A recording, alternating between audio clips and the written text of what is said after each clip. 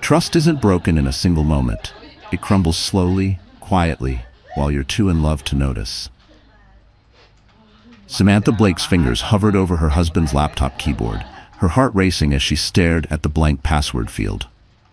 The warm September breeze drifted through the open windows of their Seattle townhouse, carrying with it the bitter irony of her situation.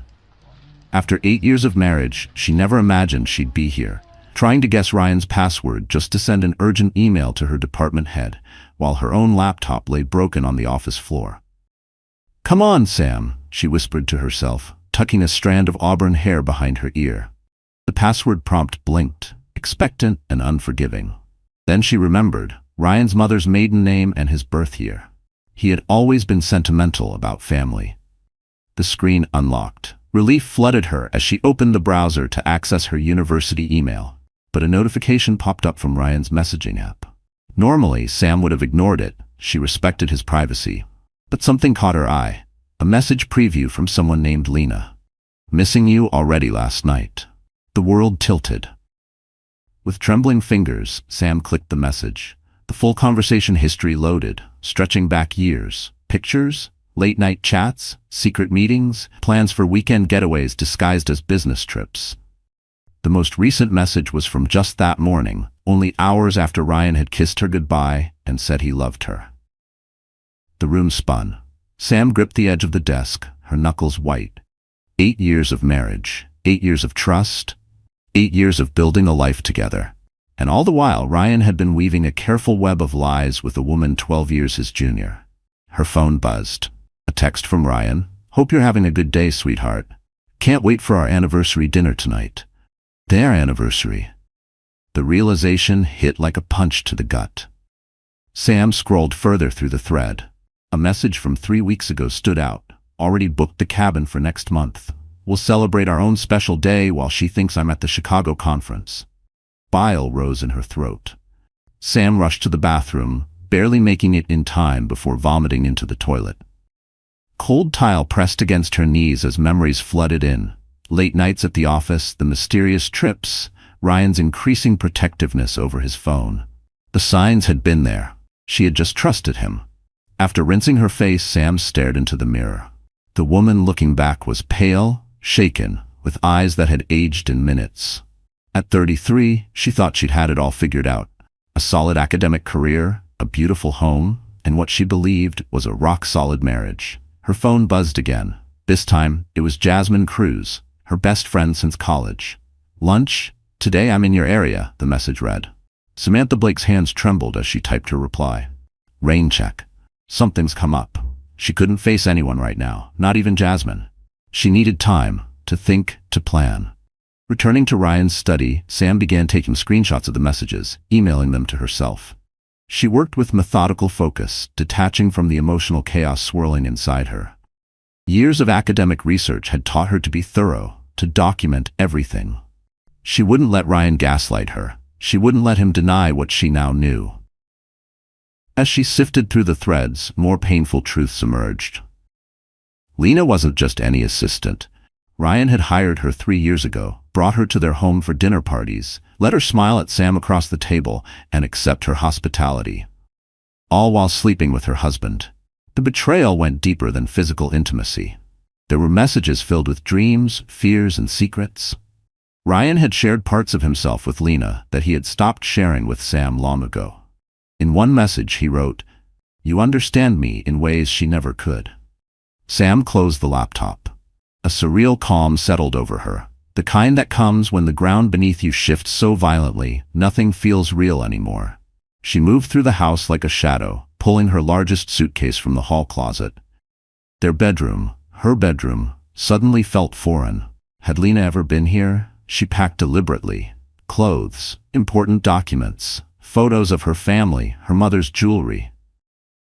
She left her wedding ring on the dresser, beside the anniversary card she'd spent an hour picking out the week before, carefully choosing words she thought would honor a love she believed would last forever. The sound of her suitcase wheels echoed across the hardwood floors. In the kitchen, she set her house keys on the granite counter beside the coffee maker, the same spot Ryan had stood that morning, pouring her coffee. Had he been thinking of Lena then, planning their next rendezvous? Her phone buzzed one last time. Made reservations at Bella Luna for 7. Wear that blue dress I love. Sam stared at the message until the screen dimmed. Then she blocked his number, picked up her suitcase, and walked out the front door. The September sun was still shining, the street humming with the usual rhythm of their upscale Seattle neighborhood. Nothing had changed, and yet everything had. She got into her car, started the engine, and pulled away. In the rearview mirror, their townhouse grew smaller until it disappeared entirely. She didn't know where she was going, but she knew she couldn't stay. The life she had built with Ryan had been a beautiful illusion. And like all illusions, it shattered the moment she looked too closely. At the first red light, Samantha finally let herself cry. The tears came silently, washing away the shock, leaving behind something raw and unfamiliar, a blend of grief and determination.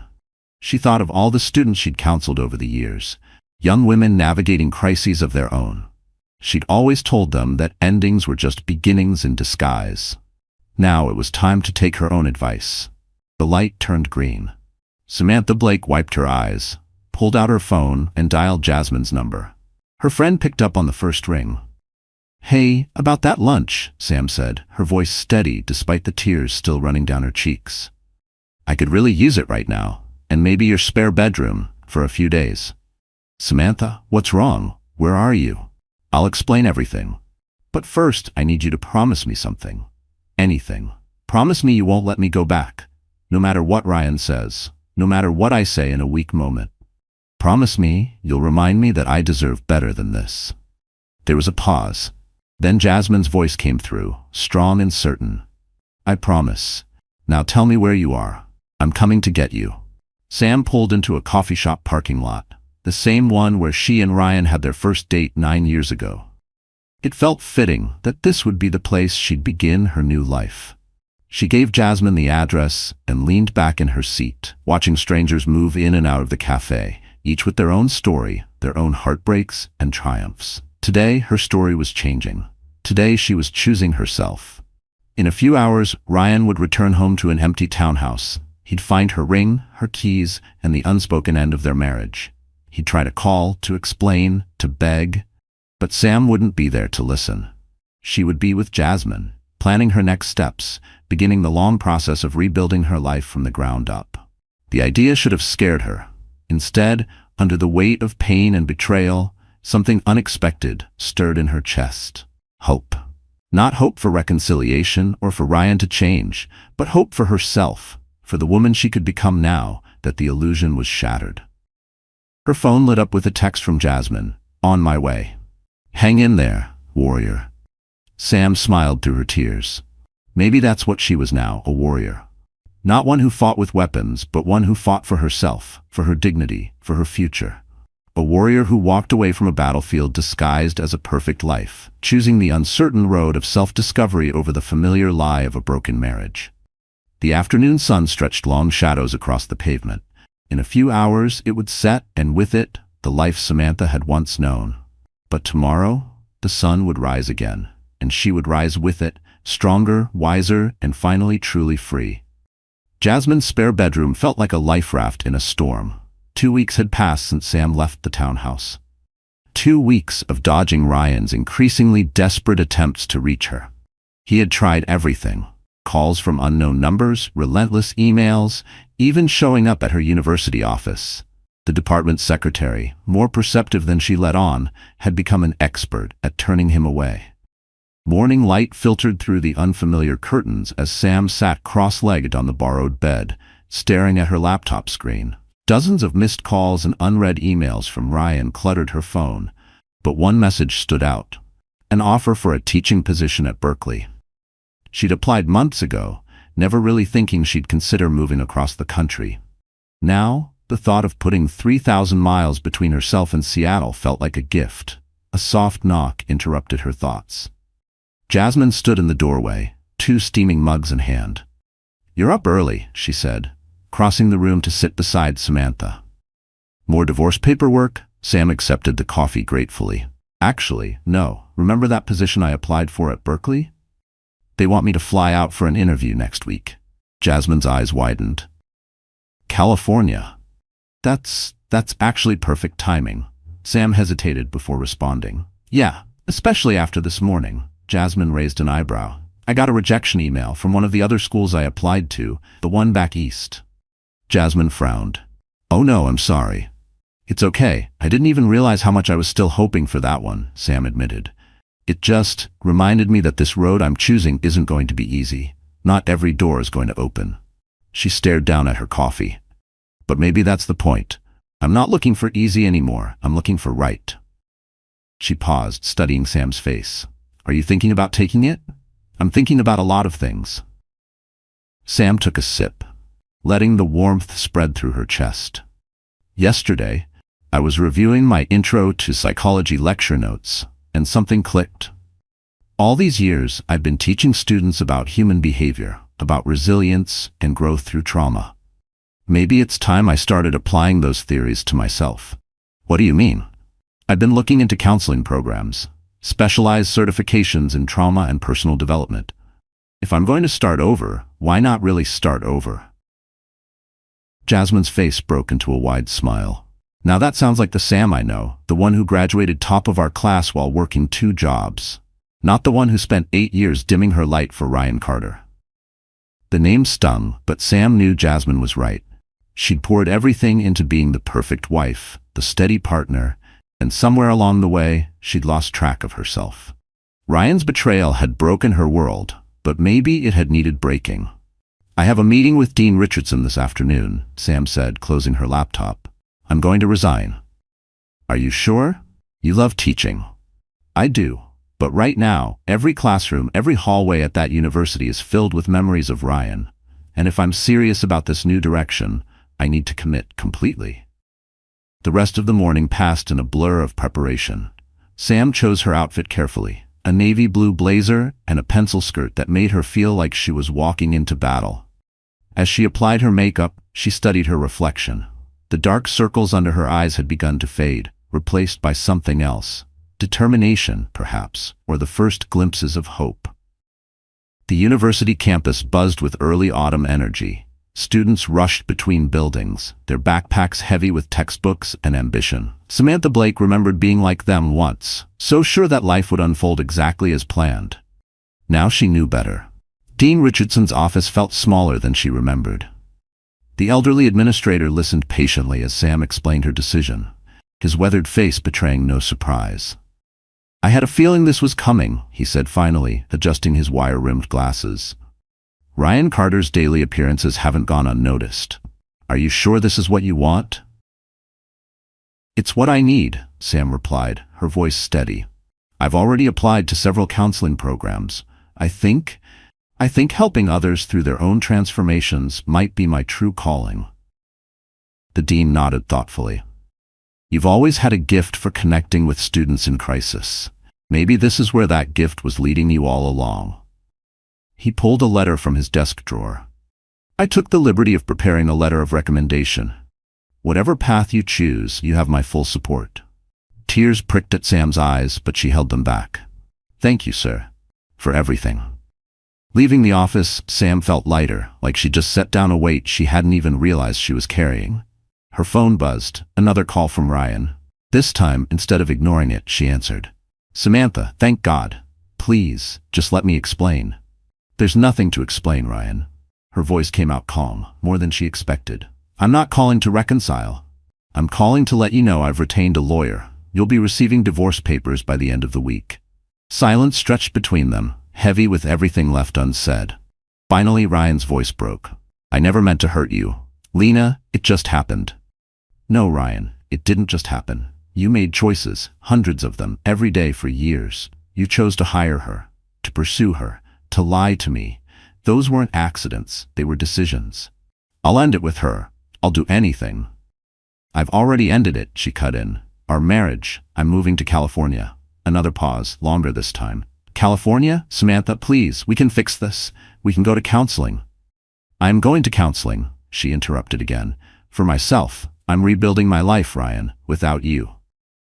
She ended the call before he could respond, her hands shaking but her mind clear. Across the quad, a young couple sat beneath a tree, completely absorbed in one another. They reminded her of herself and Ryan in the early days. Young, in love, believing that love alone was enough. She knew better now. That evening, Samantha Blake sat at Jasmine's kitchen table, surrounded by brochures for counseling programs and life coaching certifications. Her laptop displayed flight details for her upcoming interview at Berkeley, and beside it lay Dean Richardson's letter of recommendation. "You know," Jasmine said, pouring them each a glass of wine, "when you showed up here 2 weeks ago, I was afraid you'd fall apart. But you didn't. You're not breaking, Sam. You're transforming." Sam smiled, thinking of the caterpillar diagrams she used to show her students during lessons on metamorphosis. Breaking had never been an option. She had spent too many years teaching others about resilience to give up on herself now. Her phone lit up with a message from an unknown number. "Lena, can we meet? There are things you need to know." Sam stared at the message, feeling an unexpected calm. 2 weeks ago, such a message would have sent her spiraling. Now, it simply felt like another necessary step. "What are you going to do?" Jasmine asked, reading the message over her shoulder. "I'm going to meet with her," Sam said, her voice sure. "Not for closure, I don't need that anymore, but for understanding. Maybe it'll help me help others someday." Later that night, as she prepared for bed, Sam caught her reflection in the bathroom mirror. The woman looking back at her wasn't the same one who had fled her marriage 2 weeks ago. This woman stood taller. Her eyes were clearer. She seemed stronger. She was no longer Ryan Carter's betrayed wife. She was Samantha Blake, choosing her own path. She opened her journal, a new habit she'd picked up since leaving, and began to write. "Today, I chose myself. Tomorrow, I'll choose myself again. And someday, I'll teach others how to do the same." The confirmation email from Berkeley sat in her inbox, a beacon pointing towards sunshine, new possibilities, and 3,000 miles of distance from the life she once thought she wanted. It wasn't the path she had planned, but maybe that was the point. Sometimes, the most beautiful journeys began with a broken compass and a brave heart. Tomorrow, she would meet with Lena. Tomorrow, she would face another fragment of her past. But tonight, in this borrowed room that was starting to feel like a cocoon, Sam allowed herself to dream of the future. Not a future defined by loss, but one lit by discovery, strength she didn't know she had, purpose she'd never imagined, and the first tentative steps toward becoming the woman she was meant to be. Outside, the Seattle night hummed with movement, but in this quiet moment, Sam felt perfectly still, perfectly centered. The pain hadn't disappeared. It might never fully go away, but it had changed into something else: motivation, determination, purpose. She was no longer running away from her broken marriage. She was running towards something new, something wholly her own. The coffee shop Lena had chosen sat in neutral territory, a small cafe in Tacoma, far from both the university and Ryan's office. Sam arrived 15 minutes early, choosing a table in the corner with a clear view of the door, her hands wrapped around a cup of green tea, seeking its warmth. Despite the mild October morning, Samantha Blake had imagined this moment countless times over the past 2 weeks. The confrontation with the woman who had helped destroy her marriage. In her darkest thoughts, she pictured herself yelling, throwing something, making a scene. But now, as she watched Lena Dawson push through the cafe door, she felt oddly detached, like she was watching someone else's story unfold. Lena looked smaller than Sam remembered.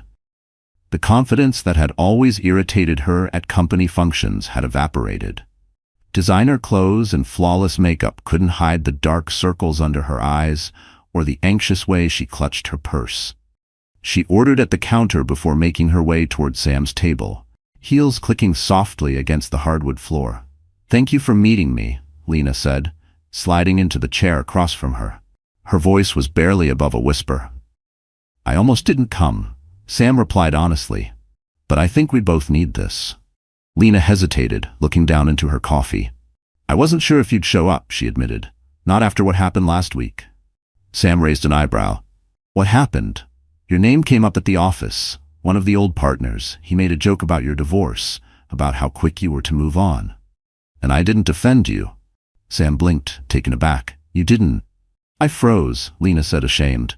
"I just sat there, let them mock the woman he broke. And it's haunted me since." Sam's jaw clenched, the sting of betrayal cutting deeper, not because she expected anything from Lena, but because it reminded her how easily people turned a blind eye when standing up meant discomfort. Lena nodded, her fingers tracing the rim of her coffee cup. "I left him," she blurted suddenly. "Last week. I thought you should know." The words hung between them. Sam studied Lena's face, searching for some hidden manipulation, but all she saw was exhaustion and what looked like genuine remorse. "Why?" Sam asked, surprising herself with the question. "Why tell me?" Lena's eyes filled with tears. "Because I owe you the truth, all of it, and because I need to understand it myself." She took a shaky breath. "When I first started working for Ryan, I was fresh out of business school. I was desperate to prove myself. He was magnetic, successful. He made me feel special, chosen. He has that effect on people," Sam said dryly. "I told myself it was just friendship at first, but late nights at the office turned into drinks, drinks turned into dinners, and suddenly—" Lena wiped at her eyes. "I knew he was married. I knew about you, but he made it sound like your marriage was already over, just in name. He said you were distant, focused only on your career." Sam's grip tightened around her teacup. "We were trying to start a family," she said quietly. "For 2 years. We went through fertility treatments, failed attempts, heartbreak. I threw myself into work because I couldn't bear the disappointment, and while I was drowning in that pain, he was with you." Lena's face crumpled. "I didn't know. He never told me that." She reached into her purse and pulled out a stack of papers. "After you left, Ryan changed. He became possessive, controlling. I started going through his emails, his messages. I found things. Patterns." She met Sam's eyes. "I wasn't the first. There were others before me." The revelation should have devastated her. But Samantha Blake felt only a deep, soul-level weariness. "How many?" she asked. "3, Lena replied quietly. "That I could confirm. All assistants or junior execs. Each relationship lasted about 2 years before he moved on." She pushed the papers across the table. "Emails, hotel receipts, photos. He has a type," Lena continued. "Young, ambitious women who look up to him. He builds them up, makes them dependent on his approval, and then he finds someone new," Sam finished, her voice flat. The pattern was unmistakable now, laid bare in black and white before her. "Why did you leave?" Sam asked. Lena let out a hollow laugh. "Because I saw my future in those papers. In 2 years he would have done to me what he did to them. What he did to you. I refused to be another name on that list." She hesitated, then added, "And because I saw what it did to you. At those company events, watching you smile and be so gracious, while I couldn't live with myself anymore." Sam leaned back in her chair, letting the weight of it all settle over her. All those years she had blamed herself for the growing distance in their marriage, for not being enough. But now she saw it had never been about her. "I have an interview at Berkeley next week," she said suddenly, not quite sure why she was telling Lena. "A fresh start." "You should take it," Lena said firmly. "Get as far away from here as possible. Build something new." She stood, gathering her things. "I'm leaving too. Got a job offer in Seattle. I think we both need to figure out who we are without Ryan Carter pulling the strings." Before leaving, Lena placed one final document on the table. "This is my formal statement for your divorce lawyer. Everything I told you and more. Use it however you need." She paused. "I'm sorry, Samantha. Not just for the affair, but for not being brave enough to tell you sooner." After Lena left, Sam remained at the table, flipping through the documents.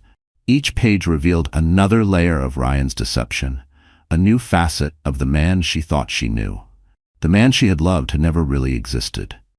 He was a carefully constructed illusion, crafted to lure and control women who wanted to believe in fairy tales. Her phone buzzed. An email from Berkeley.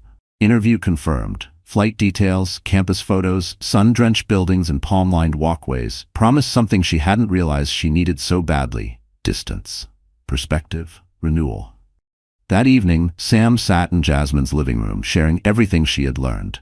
Her friend listened without interrupting, her expression growing darker with each revelation. "I always thought something was off about him," Jasmine said finally. "The way he'd flirt with other women at parties, then gaslight you when you noticed.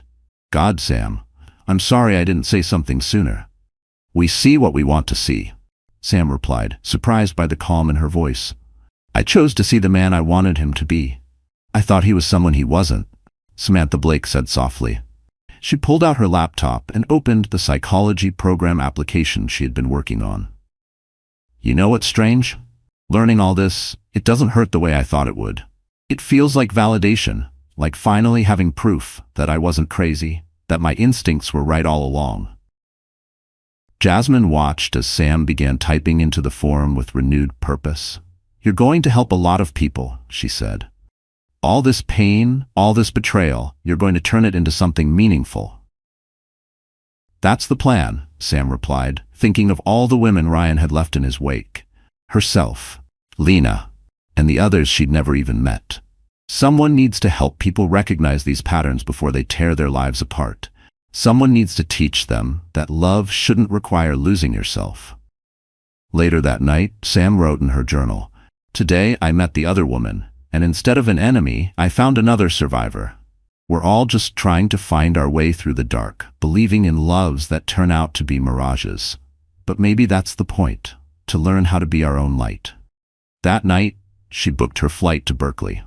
Not just for the interview, but for the promise of something more, a new chapter, one written entirely in her own hand. The past few weeks had shown her that endings weren't always as final as they seemed. Sometimes they were just doorways, disguised as disasters, leading exactly where you needed to go. As she packed her interview outfit, Sam caught her reflection in Jasmine's full-length mirror. The woman looking back stood taller, smiled more freely, breathed more easily. She was no longer Ryan Carter's wife, no longer Lena's unknowing rival, no longer the shattered woman who had fled her home 3 weeks earlier. She was simply Samantha Blake, finally becoming herself. The Berkeley campus stretched out before her, a maze of historic buildings and towering eucalyptus trees drenched in golden California sunlight. Her interview wasn't for another hour, but she had arrived early, wanting to feel the rhythm of what might soon be her new home. Students lounged on the grass, their voices creating a soft melody of different languages and accents. Everything here felt lighter, more possible. Professor Blake, a voice called from behind her. I thought that was you. Sam turned to see Dr. Miranda Chen, the department chair, approaching with a warm smile. She looked younger than Sam had expected. Mid-40s, maybe, with an energy that radiated equal parts confidence and kindness. I was just taking in the campus, Sam explained, suddenly self-conscious about being caught wandering. Best way to know if a place feels right, Dr. Chen agreed. Why don't we start the interview early? Over coffee? Those formal office meetings can feel so stuffy. They found a quiet cafe on the edge of campus, where Dr. Chen ordered for both of them. The lavender latte here will change your life, she promised as they settled into a corner table. Sam noticed how different this already felt from academic interviews she'd experienced on the East Coast, where polished surfaces and stiff conversation often masked deeply entrenched hierarchies. So, Dr. Chen began, tell me why you're really here, Samantha. Her tone was kind, but direct. Your CV is impressive, your recommendations are glowing, but something tells me this isn't just about a job change. The question caught Sam off guard. In Boston, such personal inquiries would have been considered out of bounds, but something about Dr. Chen's genuine curiosity made her want to be honest. I'm reinventing myself, she said. Professionally and personally, I've been looking into counseling programs, specifically those focused on helping women recover from emotional trauma and betrayal. Dr. Chen's eyes lit up. Now that's interesting. We've been discussing a cross-disciplinary program between psychology and women's studies. Have you considered pursuing a counseling certification while teaching? I hadn't thought that was possible, Sam admitted. Welcome to Berkeley, Dr. Chen said with a laugh. We believe in breaking down academic barriers. She pulled out her tablet and quickly scrolled through her emails. Dr. Ramirez in the psychology department is launching a research project on resilience in women following relationship trauma. She's looking for collaborators with real-world experience. The possibilities began unfolding in Sam's mind. You mean I could teach while studying and contribute to research? Even better, Dr. Chen said. We could build your teaching schedule around evening counseling classes. Within 2 years, you could have both your certification and published research. She paused, watching Sam's reaction. Unless, she said carefully, you're not ready for that level of commitment. Sam shook her head, her voice clear and sure. Actually, I think that's exactly what I need. But as she walked out of the building later, alone and notebook in hand, the emotional weight of it all settled on her shoulders. The idea of this fresh start, once exhilarating, now felt immense. And the truth was, she hadn't told Dr. Chen everything, not about the financial war brewing behind the scenes. Earlier that morning, she'd received a terse voicemail from Ryan's lawyer, threatening to freeze their joint accounts pending the final divorce ruling. It wasn't unexpected, but it was enough to make her stomach twist. Every step forward, it seemed, came with a drag of resistance behind her. The formal interview that followed felt more like a brainstorming session.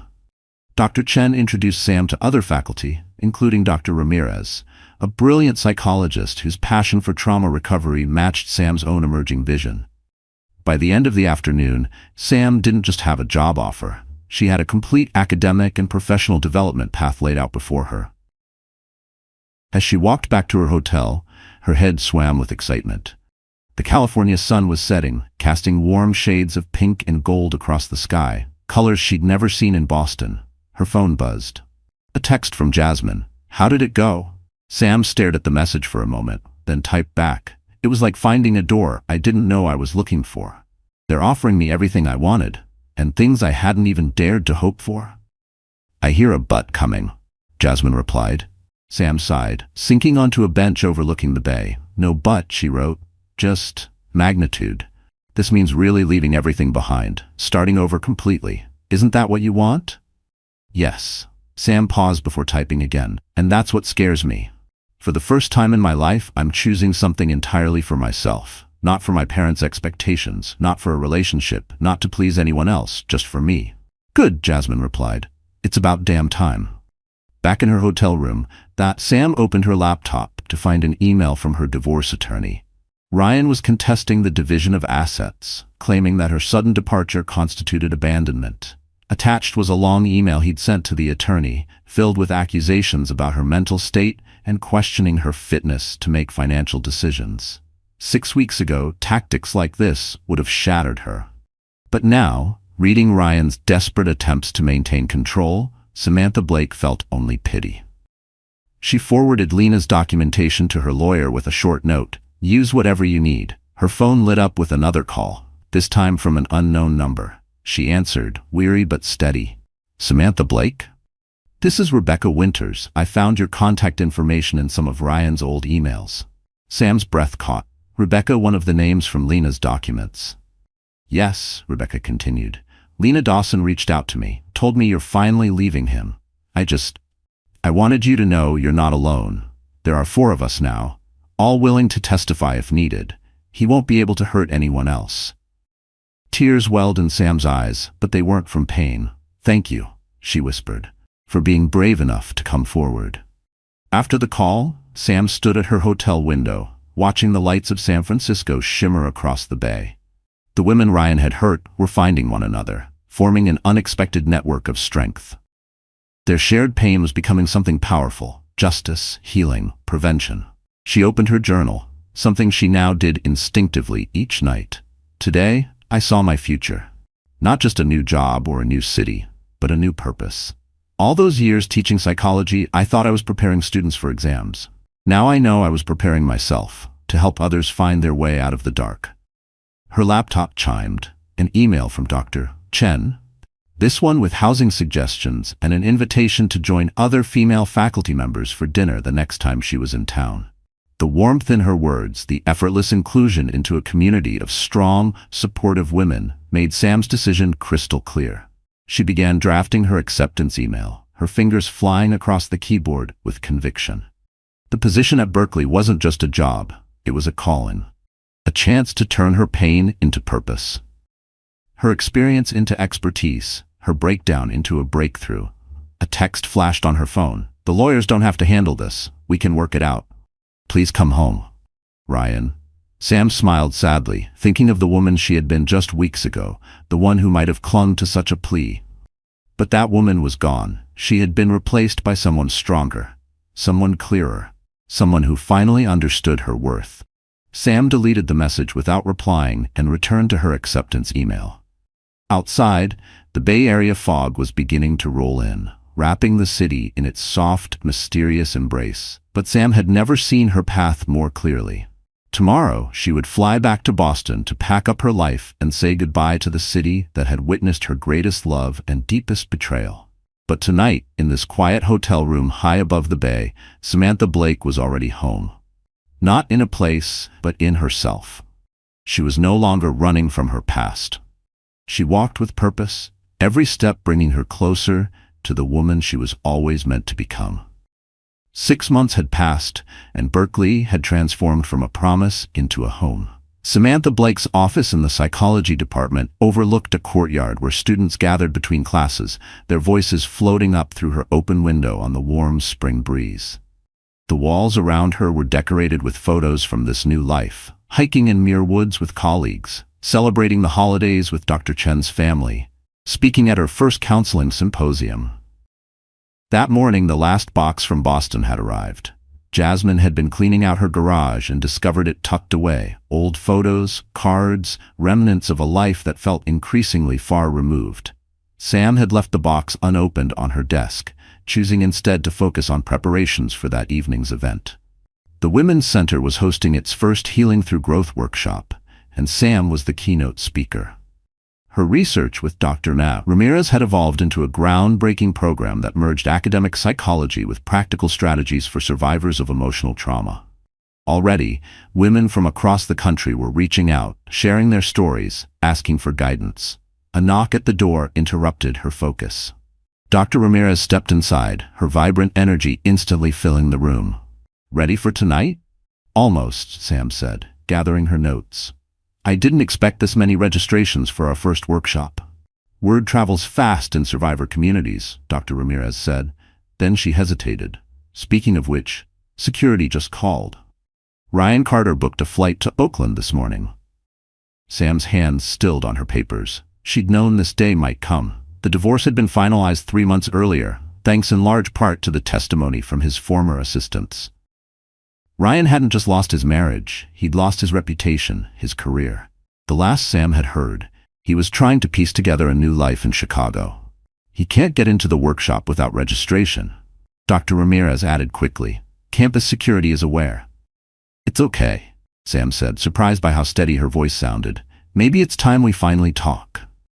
The rest of the afternoon passed in a blur of final details and quiet anticipation.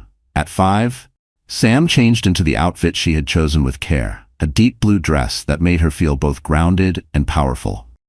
As she applied her makeup, she paused to study her reflection. The woman in the mirror looked nothing like the one who had fled Boston 6 months ago. This woman's eyes held wisdom instead of pain, strength instead of doubt. The workshop venue was already filling when Samantha Blake arrived. Women of all ages settled into their seats, some alone, others in pairs, there to support each other. Sam recognized a few faces from her counseling sessions, others from support group meetings. Each woman carried her own story of betrayal, her own journey toward healing. She was reviewing her speaking notes one last time when she felt it, that familiar shift in the air. Ryan stood in the doorway. He looked older, smaller, diminished. Their eyes met across the room, and for a heartbeat Sam was transported back to the beginning, back to the hopes and dreams that had once seemed so solid, now turned to dust under the weight of his deception. "Dr. Blake," one of the event organizers said gently, "we're ready to begin. Should we have security remove him?" Sam shook her head. "No. Let him stay. Let him see what his actions led to." She stepped onto the stage to warm applause, her notes forgotten as she surveyed the room. These women hadn't come for academic theory. They had come for truth, for hope, for transformation. 6 months ago, she began, "I thought my life was over. My marriage had imploded. My trust was shattered. My sense of self buried beneath the wreckage of someone else's choices." Her eyes found Ryan in the back row. "What I didn't understand then," she continued, "was that endings often arrive disguised as beginnings." For the next hour, Sam shared her story, not just the pain of betrayal, but the power of recovery. She spoke about the network of women who had stepped out of Ryan's past, how they had turned shared trauma into solidarity. She described the research she and Dr. Ramirez were conducting, the patterns they had identified in emotional manipulation, and the strategies they had developed for healing. The greatest betrayal, she concluded, is not the act itself, but the way it makes us doubt our worth, our instincts, our right to happiness. Reclaiming that is the real victory.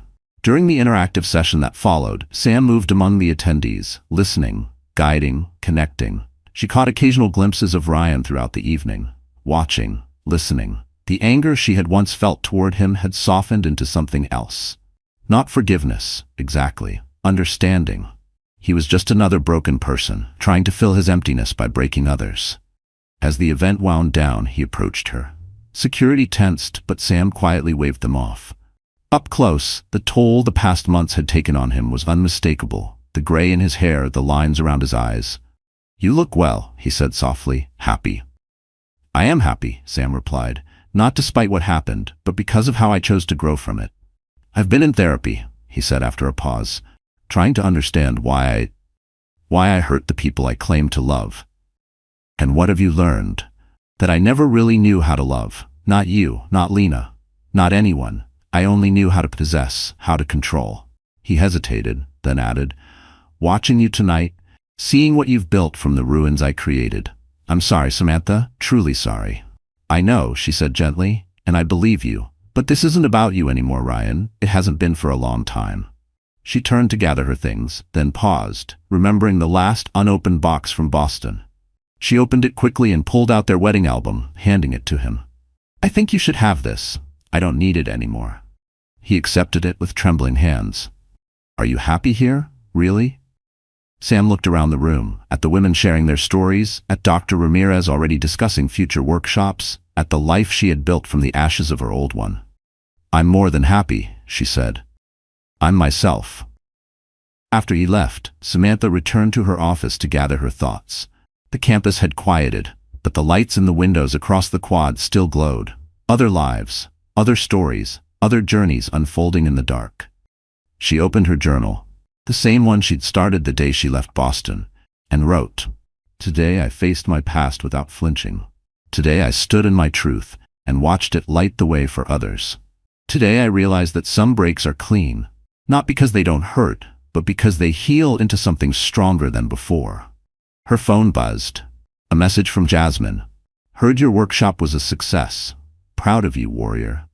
Sam smiled, remembering that day in the coffee shop parking lot when Jasmine first called her that. She hadn't felt like a warrior then, just a woman running from pain. But sometimes running away is really running towards something better. Something true. Something entirely your own. The California night spread out before her like a tapestry of lights and possibility. Somewhere out there, women from her workshop were heading home, carrying with them seeds of healing and hope. Somewhere in the darkness, other women were gathering the courage to leave their own broken relationships, to choose themselves, to begin again.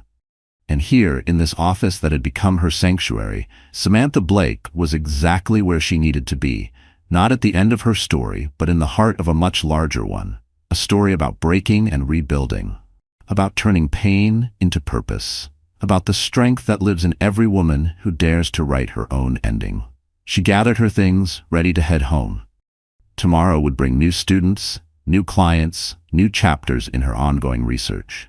But tonight, she would celebrate, not just a successful workshop or the final closure with Ryan, but the woman she had become. A woman who had learned that the greatest love story isn't found in romance, but in the quiet, powerful act of choosing yourself, again and again, until it becomes not just a choice, but a celebration.